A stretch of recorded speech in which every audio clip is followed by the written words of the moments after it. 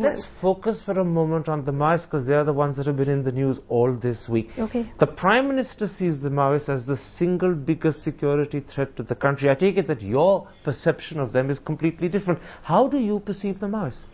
I perceive them as a group of people who are the most sort of militant end of a bandwidth of resistance movements that exist in the cities, in the plains and in the forests. But what are they seeking to do? What is their justification? Well, their ultimate goal, as they say quite clearly, is to overthrow the Indian state and institute the dictatorship of the proletariat. You know, that is their ultimate goal. Do you, Arundhati Roy, now, support that goal?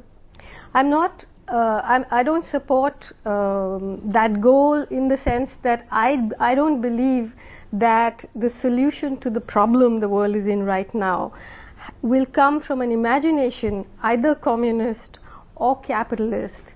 That I understand, yeah, but do you support any attempt to overthrow the Indian state? I think, well, I can't say that I do, because they'll, you know, lead me away from here in chains. But that technicality apart, it sounds as if you do.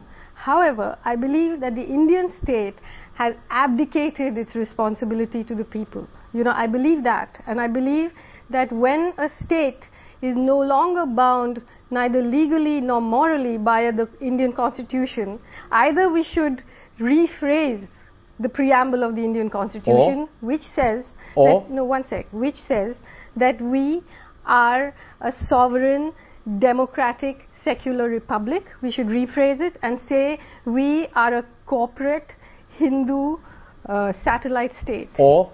Or we have to have a government that respects the Constitution, or we change the Constitution. Let me be blunt. It sounds very much to the audience as if you're trying to find a clever, subtle way of saying that you do support the Maoist commitment to overthrow the state, but you're scared to say it up front because you're scared that you'll be whisked away to jail. Well, look, if I say that I support the Maoist desire to overthrow the Indian state, I would be saying that I'm a Maoist. I'm not a Maoist. But you sympathize with them? I do sympathize with all the movements. I'm on this side of the line with a group of people who are saying that here is a state that is willing to bring out the army against the poorest people, not just in the country, but in the world. I cannot support that. Let me put this to you. You sympathize with the Maoist cause, but what about the tactics that the Maoists use? The problem is that the Maoists want to create a new democratic order, not by persuading people, not by winning legitimate elections, but by armed liberation struggle. To many,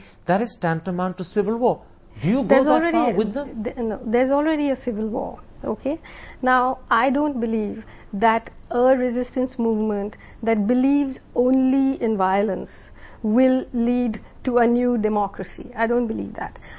Neither do I believe that if you doctrinally say you must only be non-violent, I believe that is a twisted way of supporting the status quo.